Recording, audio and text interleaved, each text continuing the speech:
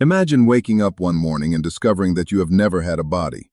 No hands, no eyes, no childhood bedroom, no sky above you, no phone in your pocket.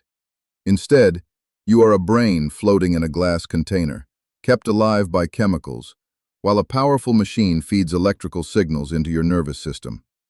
Every color you have ever seen, every meal you have tasted, every person you have loved, every memory you trust as your own, all of it is being generated for you. Now comes the disturbing part. From the inside, nothing would necessarily feel different. If the machine were good enough, the fake world could feel exactly like this one. You could reach out and feel the table. You could hear rain against the window. You could remember your first day at school. You could even think quite sincerely, "Of course I am not a brain in a jar. That would be ridiculous." But that thought, too, could be part of the simulation. This is the famous brain in a vat thought experiment, sometimes called the brain in a jar. It is not a scientific claim that laboratories are secretly keeping human brains alive. It is a philosophical trapdoor. Once opened, it drops us into one of the oldest and most unsettling questions humans have ever asked. How do we know that the world we experience is real? The idea belongs to a long tradition of skepticism. Centuries before anyone imagined supercomputers or virtual reality, René Descartes asked whether an evil demon could be deceiving him about everything. Maybe the world outside his mind was not what it seemed. Maybe even his senses, his body, and simple facts like, "I am sitting by a fire," could be illusions. Descartes wanted to find one thing he could not doubt. His famous answer was not, "The world is real," but something much smaller. If he was doubting, then he had to exist as a thinking thing. The brain in a vat is a modern version of that problem. Instead of a demon, imagine technology. A brain is removed from a body, placed in nutrient fluid, and connected to a computer. The computer sends signals that perfectly imitate what a normal body would receive from eyes, ears, skin, muscles, and organs. To the brain, there is a world. But outside the brain, there may be only a lab. The reason this idea is powerful is not because it is likely.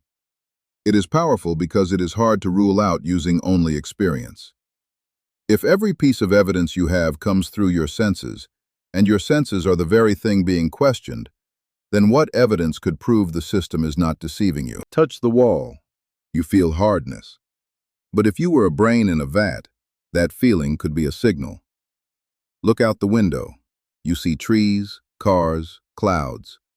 But sight could be a signal too. Ask a friend whether they are real. They answer yes. But in the hypothesis, that answer is also part of the generated world. That circularity is what makes the thought experiment so uncomfortable. It does not attack one belief, like, "Maybe I left the oven on." It attacks the entire system by which beliefs are checked. Normally, when we doubt something, we compare it with other evidence.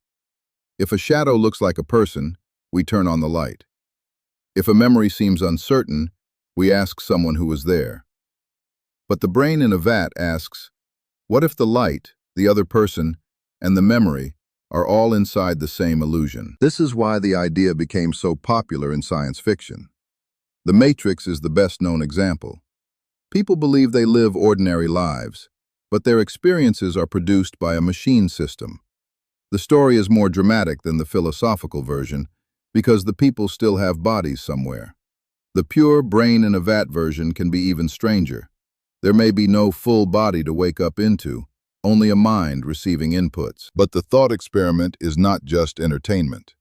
It forces us to separate two questions we usually mix together. First, what am I experiencing? Second, what is causing that experience? When you see a red apple, your experience is real in one sense.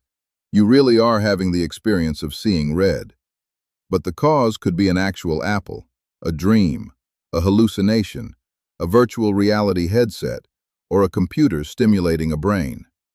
The experience itself does not automatically reveal its source. Dreams show this in a familiar way. While dreaming, people often accept impossible events as normal.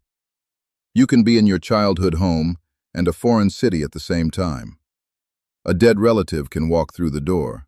You can fall from a building and then continue the dream as if nothing happened. Only after waking up does the dream seem strange. So a fair question appears. How do you know you are not in an unusually coherent dream right now? This is where the idea connects to modern technology. Virtual reality already shows that the brain can accept artificial environments surprisingly quickly. A person standing safely in a room may hesitate to step off a virtual ledge because the visual system screams danger. Brain-computer interfaces and neuroscience show that perception depends on electrical and chemical activity in the nervous system. Artificial intelligence can now generate images, voices, and conversations that would have seemed impossible a generation ago. None of this proves we are brains in jars. That point matters. A thought experiment is not evidence. It is a tool for testing assumptions. The existence of VR does not mean your entire life is VR. The fact that brains use electrical signals does not mean a machine is feeding them to you. The brain in a vat remains a philosophical possibility, not an established scientific theory. A related idea is the simulation argument, made famous by philosopher Nick Bostrom in the early 2000s. Bostrom did not claim to prove we are in a simulation.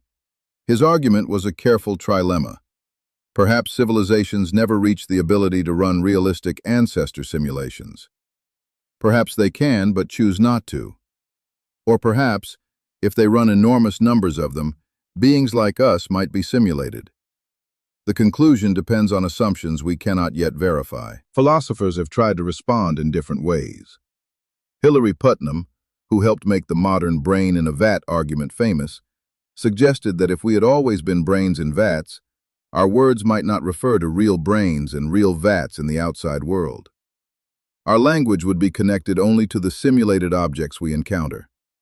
So when we say, "I am a brain in a vat," the sentence may not mean what the skeptic thinks it means. Not everyone finds that answer satisfying. Others take a more practical route. They argue that knowledge does not require absolute certainty. In everyday life, we call beliefs knowledge when they are reliable, well-supported, and useful, not when they are protected from every imaginable doubt. You know there is a floor under your feet because the belief is constantly confirmed by action, perception, and shared experience. Could an extreme skeptical scenario still be imagined? Yes, but if we demanded proof against every possibility, almost nothing would count as knowledge. The answer is more subtle than it first appears. Even in a simulated world, the experiences would still be experiences. Fear would still feel like fear. Joy would still feel like joy. A memory might not correspond to an external childhood, but remembering it would still be a real event in consciousness. This does not make deception harmless. Most people care deeply about truth, agency, and contact with reality. But it suggests that not physically what it seems does not always mean meaningless. Robert Nozick's experience machine makes this point from another angle. Imagine a machine that could give you any pleasurable life you wanted. You would feel successful, loved, creative, heroic. But you would not actually do those things. You would only experience doing them. Many people say they would refuse to plug in forever because we usually want more than pleasant feelings. We want to act, know, love, and become someone in contact with something real. So maybe the point is not to panic over whether you are a brain in a jar.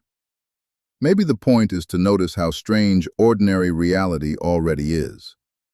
Somehow, electrical activity inside your skull becomes color, music, pain, humor, memory, and the feeling of being you.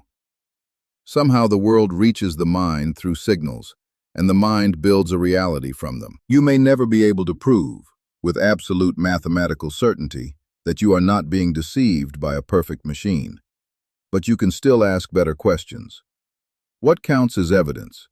What makes a belief trustworthy? Why does reality matter to us?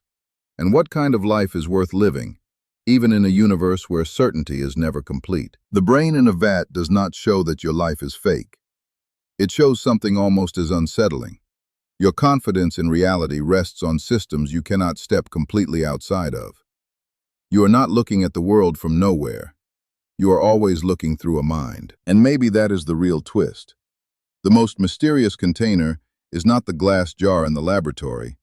It is the skull you already live inside. Thanks for watching! If you enjoyed the video, please like, subscribe, and leave a comment below. See you in the next one!